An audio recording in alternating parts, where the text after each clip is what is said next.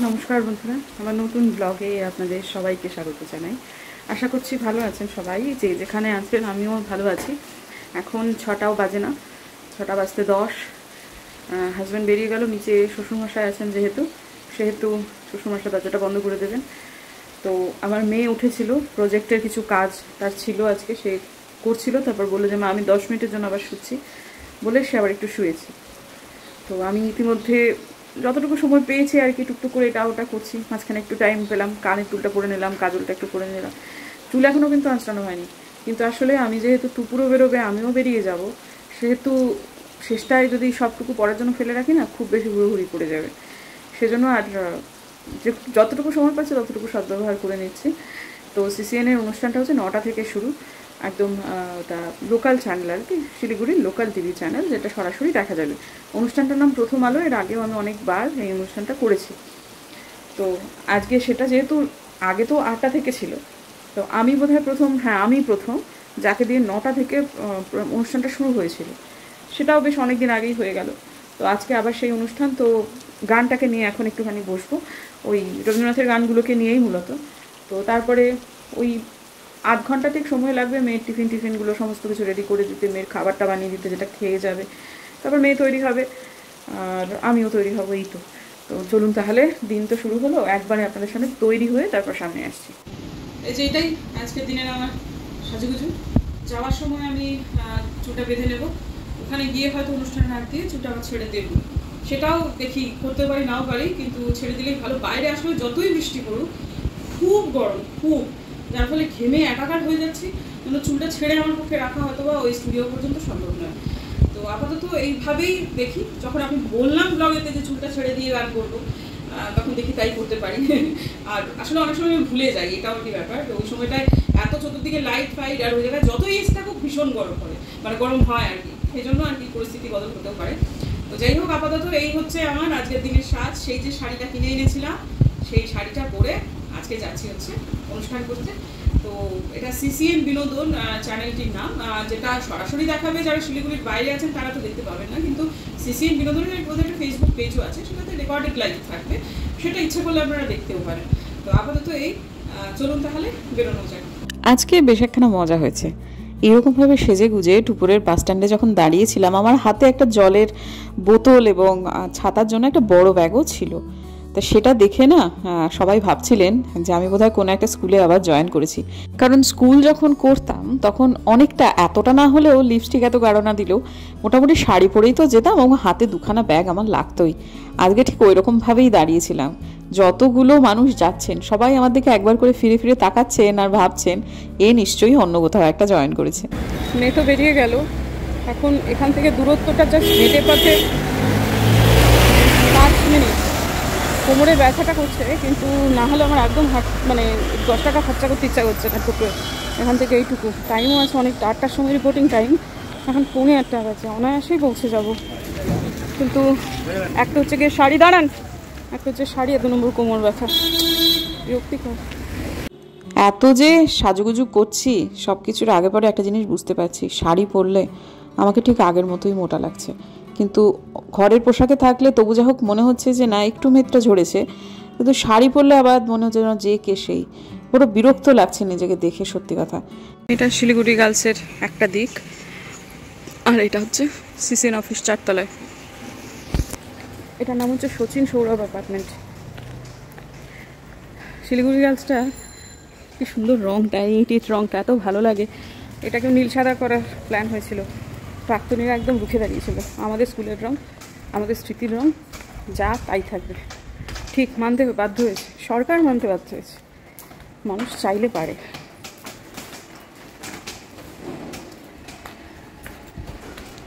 লিফটটা কি খারাপ নাকি না? সিসিএনের লিফট।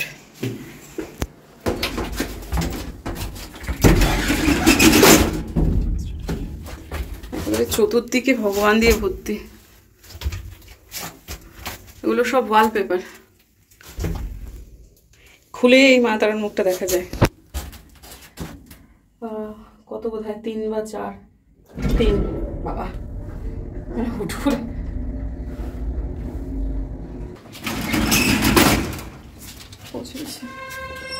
CCN বিয়ে।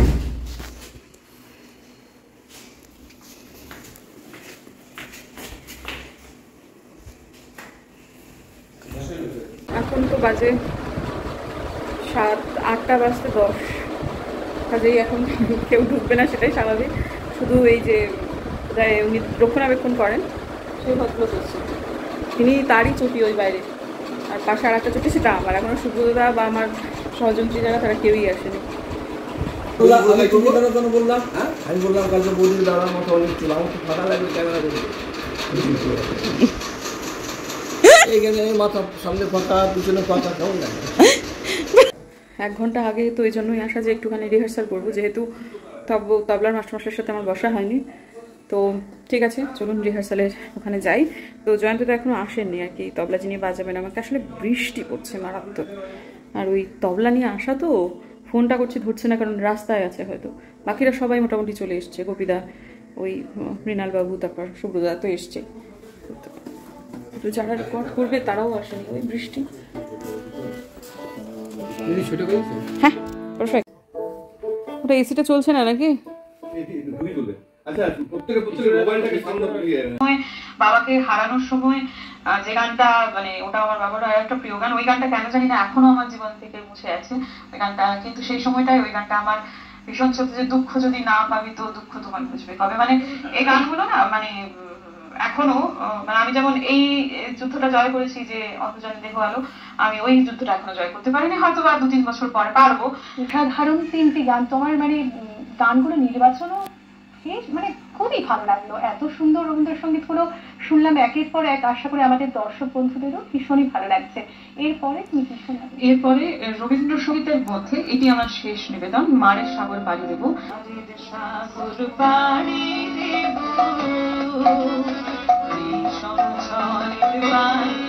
আমার ভয় ভগায় নাই, মারের সাগর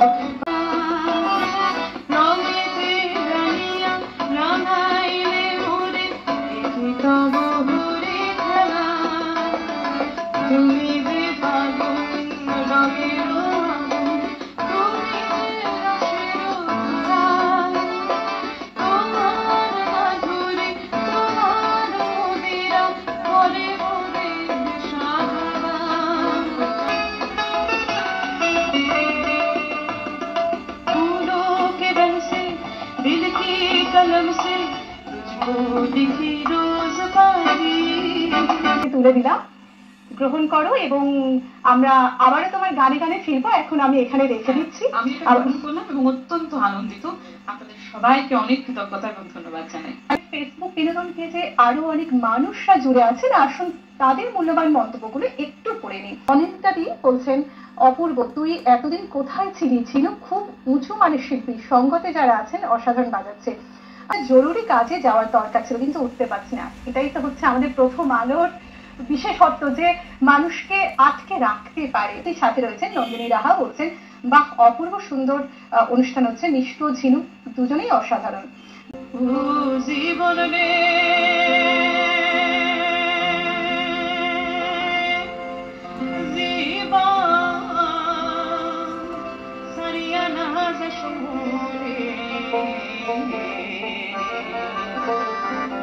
তুই জীবন সারিয়া গেলে আদর করবে জীবন রে, জীবন সারিয়া গেলে আদর করবে জীবন রে। দুজনে বাড়ি করছিলেন একেবারে একটা গ্রাম্য অঞ্চলে আর কি, ছোট বাগান ছিল প্রচুর একটা, আর বাবা বাগান করতে পছন্দ করতেন, সেই জন্য শহরাঞ্চলে বাড়ি কেনেননি, সেই সময়টাই তাই ছিল। তো আমার বাবা মা দুজনেই চাকুরিরতা ছিলেন, তারা আমাকে রেখে যেতেন যাদের কাছে, তারা এই ধরনের গান করতেন। আমি তো কুচবিহারেতে বড় হয়েছি, এটি তো আমার দ্বিতীয় মাতৃভাষা, আমি এখন অনায়াসে বলতে পারি, আমার এখনো সেই মাতৃভাষাকে ভুলে না সাধারণত। তো আমার মা চাকরি সূত্রে চলে যেতেন, যার কাছে রেখে যেতেন তিনি গান গাইতেন, আশপাশে সবাই এই গান গাইতো, প্লাস আমার মা সকালবেলা রবীন্দ্রনাথের গান গাইতেন। কাজে এই দুটো আমার সাথে এমন ভাবে ওতপ্রোত ভাবে জড়িয়ে গেছে যে আলাদা করে কিছু আর নেই। আর এই দুটার সাথে না কোনো বিরোধ নেই, জানো তো, অনেকেই বিরোধ নেই। কারণ তোমার যদি, আমি মাস্টারমশাইয়ের কাছে যেটা শিখেছি সেটা হচ্ছে তোমার বেসটা যদি ভালো থাকে, কণ্ঠের বেসটা, সবকিছুই সেখানে করানো যায়। তবে উচ্চারণগত ক্ষেত্রে কিছু কিছু ব্যাপার থাকে, আঞ্চলিক মানুষদের ক্ষেত্রে সেই সুবিধাটা তো অবশ্যই আছে। সেটাই, আমি এই কারণেই প্রশ্নটা করলাম যে রবীন্দ্রসঙ্গীত উচ্চারণ করে যেভাবে গাইতে হয়, তুমি দুটোকেই এত সাবলীল গাইলে, সেই জন্যই আমার এই প্রশ্ন। আচ্ছা বেশ, চলো এরপরে এত ভালো গাইছো, গানেই ফিরতে হবে, আমাদের গান শুনতে হবে। হ্যাঁ, এরপরে হচ্ছে বাঁশি শুনে আর কাজ নাই, সে যে ডাকাতিয়া আসে, এটা ভাবাই না লোকগান। বাঁশি শুনে আর কাজ নাই, সে যে ডাকাতিয়া বাঁশি, বাঁশি শুনে আর কাজ নাই, সে যে ডাকাতিয়া বাঁশি, সে দিন করে চুরি করে রাখিবে কথা নাই, ডাকাতিয়া বাঁশি। নদীর ভান আসিল রে,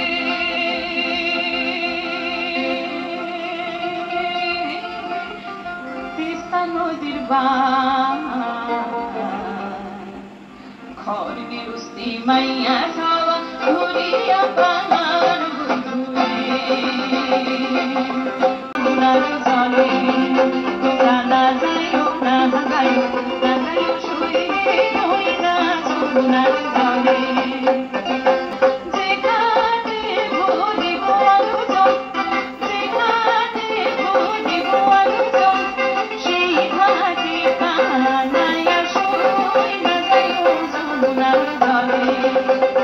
हो गया, চুল খুলেই করেছি, এখন বেঁধে নিলাম। এতগুলো আলু গরম লাগছিল। আমার কারণে ওটাই প্রবলেম বেশি হয়েছে না, ঠিক আছে। এই ভদ্রলোককে দেখানো হয়নি, জয়ন্তদা, জয়ন্তদাকে দেখানো হয়নি, আমার সাথে তবলা বাজালেন যিনি। সিসিএন এর লিফট এরকম ঠাকুর দেবতা মোড়া কেন, সেটা নিয়ে আমি যেটা শুনেছিলাম সেটা আর এখন বলছি না, তবে সেটা সম্ভাবনা রয়েছে, সেটা আমি জানি। আর একটা কারণ হতে পারে হয়তো কেউ থুতুরুতু ফেলবে, কিন্তু তাই বলে সিলিং পর্যন্ত মুড়ে দিতে হবে সেটাই বা কেন। আর একটা কারণও হতে পারে হয়তো লিফটের দেওয়ালটা ভালো ছিল না, সেটা ঢাকতেই এরকম একটা ব্যবস্থা। কিন্তু সেটাই যদি হবে তাহলে অন্য অনেক রকমই তো ছিল, এত ঠাকুর দেবতা দিয়ে মুড়ে দেওয়ার কি দরকার, যেখানে একেবারে নিচ থেকে ওপর পর্যন্ত তো মাঝে মাঝে একটু ওই পোস্টারের মধ্যে তো পাও লাগে, সেটা অতটা ভালো লাগে না। তো যাই হোক, ঠিক আছে, আপাতত নেমে গেলাম, এইটুকুই যথেষ্ট। আর একটা বড় খবর আছে বন্ধুরা, জানেন তো, এই লিফট থেকে নেমে যাওয়ার পরেও আমাকে ভূতে ধরেনি। হয়ে তো গেল, সবাই তো প্রশংসাই করছে, কিন্তু আমার বাড়িতে বোধহয় মিনামাসি এসে ফিরে চলে গেল। কি রান্না বান্না হবে কিছুই তো বলে আসিনি, অত সকালে বেরিয়ে এসেছি না। হ্যাঁ দাদা, ডান দিকে 10টা বাজে, 10টা। অত সকালবেলা মেয়েকে তো দিব্য সব করে দিয়েছি, নিজে একটু খেয়ে নিলে হতো, কিন্তু আমার একদম নিজের জন্য অত সকালবেলায় ওই মর্নিং ডিটক্স ড্রিঙ্ক ছাড়া আর কিচ্ছু খাইনি, যার ফলে আমার খিদে পেয়েছে প্রচণ্ড। এখন বাড়িতে গিয়ে ভাবছি মিনামাসে যদি চলে যায় তাহলে আমার নিজের জন্য রুটি তরকারি করতে হবে, এইটাতে আমার বড় আলস্যি লাগছে। যদি গিয়ে দেখি চলে গেছে, ফিরে গেছে, তাহলে নিজের জন্য বানিয়ে নিতে হতো, আর কি করা যাবে। ঠিক আছে, আপাতত বাড়িতে তো যাই, তারপর দেখা যাবে কি করা যায়।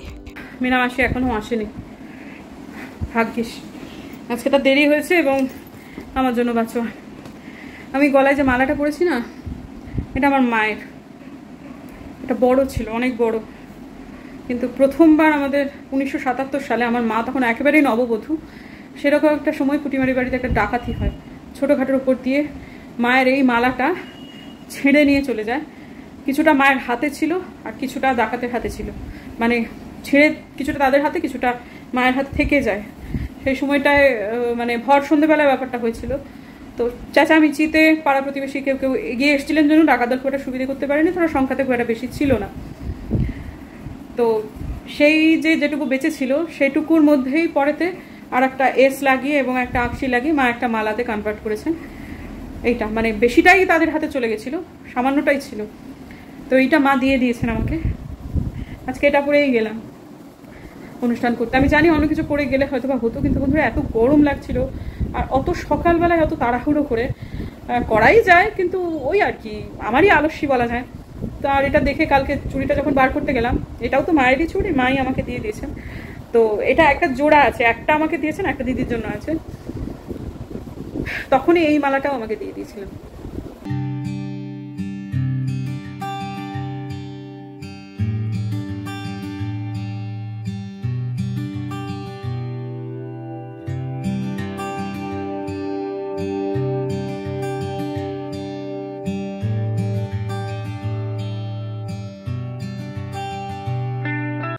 মিনামাসি এসেছে, এবার আমরা রুটি খায়গা। আর আজকে আমাদের হচ্ছে খিচুড়ি। বুম্বাদা আসছে না।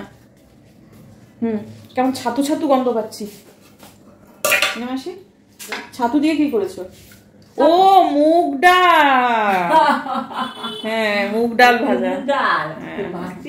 হ্যাঁ ওই জন্য একটা ছাতু ছাতু। আজকে মিনামাসির রান্না প্রায় নেই, কারণ হচ্ছে কি মিষ্টি কুমড়ো না রুটি করেছে আর মিষ্টি কুমড়ো তরকারি করেছে সকালবেলাতে, আর আমাদের খিচুড়ি আর লাবড়া হচ্ছে সন্ধ্যেবেলার খাবার বা দুপুরবেলার খাবার। হ্যাঁ করো তাহলে, খুব বেশি জল দিও না, লেট্টি মার্কা করো না, আমার মেয়ে আবার ওটা খেতে চায় না।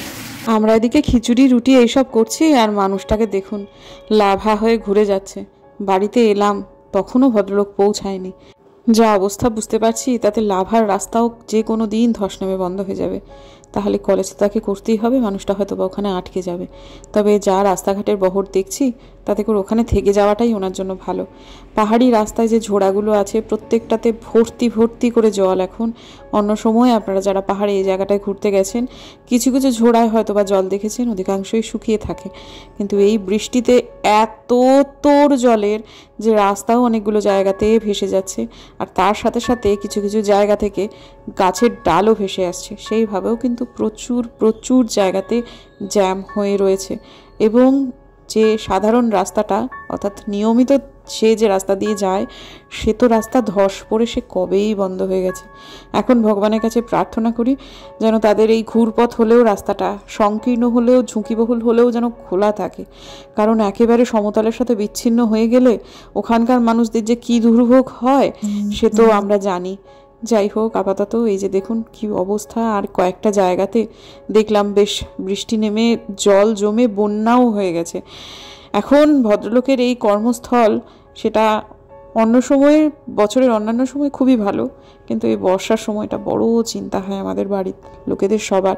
আর শুধু তো এ কেবল একা বুম্বাদার বলে নয়, অনেক মানুষেরই তো এরকম নিয়মিত যাতায়াত করতে হয়, সমতল থেকে পাহাড় আবার পাহাড় থেকে সমতল। এই যে যেমন ধরুন যে গাড়িটা চালাচ্ছে যে ভাইটি, এ যেমন একদিন যদি বসে থাকে এর অসুবিধা হয়ে যাবে। এরকম কত মানুষ যে জীবনের ঝুঁকি নিয়ে প্রত্যেক দিন এর রাস্তা দিয়ে যাতায়াত করে সে তো কি আর বলবো। তারা সবাই যেন ভালো থাকে এই আর কি। প্রকৃতি যেন তার এই তাণ্ডব লীলাটা এবার বন্ধ করেন। এত বৃষ্টি এত ধস বছর বছরেরই ব্যাপার এটা ঠিকই, কিন্তু কোথাও না কোথাও এইবার খুব বেশি হচ্ছে, এটাও ঠিক। তো যাই হোক, এই যে দেখুন পাহাড়ি ঝোড়া পুরো রাস্তা ঝাঁপিয়ে যাচ্ছে। অনেক সময় আমি এরকম শুনেছিলাম একটা স্কুটি এত তোড়ে জল নেমেছিল যে সে মরতে মরতে বেঁচেছে, এই সিজনেতেই হয়েছে। এখন না কেউ পাহাড়ে আসার চেষ্টা করবেন না ঘোরবার জন্য, জানেন তো। পাহাড় অন্যান্য সব সময় ঘোরার জন্য খুব ভালো। হ্যাঁ, এটা ঘটনা যে বর্ষার পাহাড়ের অন্য সৌন্দর্য রয়েছে, কিন্তু রিস্কও কিন্তু প্রচুর আছে। অনেক জায়গা আছে ঘোরার মতো। যদি পাহাড়ে ঘুরতে না আসেন এই সময়টায়, সমুদ্রে যান, যে কোনো জায়গায় যান, কিন্তু এই ঝুঁকি নিয়ে পরিবার নিয়ে আসবেন না। নিজের যদি অ্যাডভেঞ্চার করার ইচ্ছা থাকে নিজে নিজে করুন, কিন্তু বাড়ির লোকেদের ঝুঁকিতে ফেলবেন না এই সময়টাতে। অবশ্য জানি না আমার কথা কতজনের কানে পৌঁছলো। অনেকেই আছেন পরিবার নিয়েই ঝুঁকিতে থাকতে বা অ্যাডভেঞ্চার করতে ভালোবাসেন, সেটা তাদের ব্যক্তিগত ব্যাপার। আমি আমার মতামতটুকুই দিলাম। এই যে এই জায়গাটা দেখুন, এই জায়গাটাতে কিন্তু রীতিমতো বন্যা হয়েছে এবং বাড়ির ভেতরে সব জল টল ঢুকে মানুষের অবস্থা বেশ খারাপ। যে জায়গাগুলো নিচু সেখান থেকে মানুষদের সরিয়ে নিয়ে যাওয়া হয়েছে কোনো নিরাপদ জায়গাতে। যদি বৃষ্টি না কমে কোনো জায়গার এই অঞ্চলে কিন্তু নিরাপদ থাকবে না। রাস্তাটা তুলনামূলকভাবে অনেক উঁচু, তাই রাস্তায় এখনও জল ওঠেনি। তবে যদি যেরকম বৃষ্টি চলছে সেটা যদি আরও টানা 2 দিন চলে তাহলে রাস্তাও ডুবে যাবে। তখন কিন্তু এই কালিম্পং এই সমস্ত জায়গা কিন্তু পুরো সমতলের থেকে বিচ্ছিন্ন হয়ে যাবে। এখন তবু ঘুরপথ হলেও একটা যাতায়াতের রাস্তা রয়েছে, কিন্তু এরপর কিন্তু আর সেটাও থাকবে না। আকাশ ভীষণ খারাপ করেছে, কিন্তু একটা জিনিস যে টুকুর এসে গেছে। আমার প্রচণ্ড হচ্ছিল যে আলপনা দিয়ে আজকে এসে আলপনা দিয়ে রান্নাবান্না করে দিয়ে বেরিয়ে গেছে। বেলাতে আবার আসবে, বাড়িতে আজকে ওর কোনো একটা কাজ আছে। যে টুকুর আজকেও না ছাতা নিয়ে যায়নি। আসলে ব্যাগটা এত ভারী হয়ে যায় যে ছাতার যে একটা ওজন হয় সেটা আর এক্সট্রা ক্যারি করতে চায় না। এদিকে যে সময়টা টুকুরকে আনতে যাওয়ার সময়, সেই সময়টা এরা খেয়ে সব ঘুমোয়, আমার 2 শ্বশুরমশাই নিচে যারা রয়েছেন তারা। তো এদেরকে মাঝখানে একদিন হয়েছিল যে আমি একটা বিশেষ কাজে 2টো চাবির জোড়া, তো আমি একটা নিয়ে গেছিলাম, একটা বাড়িতেই ছিল। তো সেটা আর কি সময় মতো খুঁজে পাইনি, একজন কাকু এসেছিলেন, তো সেটা নিয়ে একটুখানি অসুবিধা হয়েছে। তো সেটাই আমি ভাবছিলাম যে বৃষ্টিটা নামার মানে কোনোভাবে যদি আমি দেখি যে বৃষ্টিটা নেমে গেছে, তখন হয় আমার একটু শ্বশুরমশাইদের তুলে তারপর বেরোতে হবে, আর তা নইলে টুকুরকে ভিজে ভিজে আসতে হবে। কিন্তু এদের আবার কাঁচা ঘুমে তুললে খুব কষ্ট হয়, তাহলে আবার আমাকে ওই পুরোনো পদ্ধতিতেই যেতে হতো, যে বাইরে থেকে তালা দিয়ে একটা চাবি তো ঘরেতে রয়েইছে, কিন্তু মানে ওরা চোখের সামনে থাকলে অনেক সময় খুঁজে পায় না, বয়স হলে যা হয় আর কি। তো সেটা যাই হোক, সেটা হয়নি, নিয়ে আমার ঢুকে গেছে। তো ওটা নিয়ে ঘরবার করে যাচ্ছি যে কী হবে। তো যাই হোক, এইমাত্র ঢুকে গেল, এবার মনে হচ্ছে যে না, এবার যদি বৃষ্টি আসে তো আসুক, আর কোনো অসুবিধা নেই। আজ মঙ্গলবার, আমার বজরংবলীর বার। প্রোগ্রামটি ভালো হয়েছে বলে বহুজনেই আমাকে জানিয়েছেন ব্যক্তিগতভাবে, যারা শুনেছেন। নিজের প্রশংসা শুনতে ভালোই লাগে, সেটাও নতুন কথা নয়, কিন্তু ভদ্রলোকের রাস্তার অবস্থা দেখে আমাদের সত্যিই মনটা খুব খারাপ। অনেক কিছুই মাথায় আসছে এখন। বজরংবলীর কাছে কেবল প্রার্থনা যেন মানুষটি তথা মানুষেরা ভালো থাকেন, আপাতত এইটুকুই। তবে তার প্রতি পূর্ণ আস্থা রাখি, তিনি যা করবেন সেটা ভালোই হবে।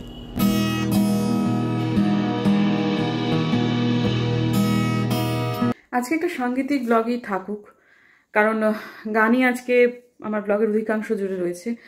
তারপরেতে সন্ধেবেলার দিকে জিমে যাওয়া, ট্রেনারের সাথে কথা বলা, কোমরের যন্ত্রণা, তারপরে ট্রেনারের কিছু উপদেশ, সে সমস্তগুলো কালকের ব্লগের জন্য তোলা থাকুক। আমি একটু আগেই ফিরেছি, তারপরে রান্নাঘরের কাজ করছি, ব্লগটাকে এন্ড করে দিই, তারপরেতে আজকের দিনের অন্যান্য কাজগুলো আমি করব। আমার হাজব্যান্ড আজকে আসছেন না, কালকেও সে আসবে না। আপনারা তো দেখলেন ক্লিপিংগুলো, কি ভয়াবহ পরিস্থিতি। তো কাজে এই অবস্থায় তার পক্ষে থাকা ওখানে, সেটাই সব থেকে ভালো। তো যাই হোক, আপাতত সেই সবগুলোও আমি পরের দিনের ব্লগের জন্যই রেখে দিচ্ছি। প্রাত্যহিকী রোজ নাম তো আপনারা রোজই দেখেন, এই গানময় একটা ব্লগ, সেটা সচরাচর আসে না যেহেতু, তাই জন্য আজকে এই অবধি থাকুক। দেখা হচ্ছে কাল থেকে নতুন ব্লগে। যদি আমার ভিডিও ভালো লাগে তাহলে প্লিজ সাবস্ক্রাইব করবেন, পাশের নোটিফিকেশন বেলটাকে অন করবেন, যাতে ভিডিও দিলেই নোটিফিকেশন চলে যায় আপনাদের কাছে। দেখা হচ্ছে আগামীকাল, ততক্ষণের জন্য টাটা।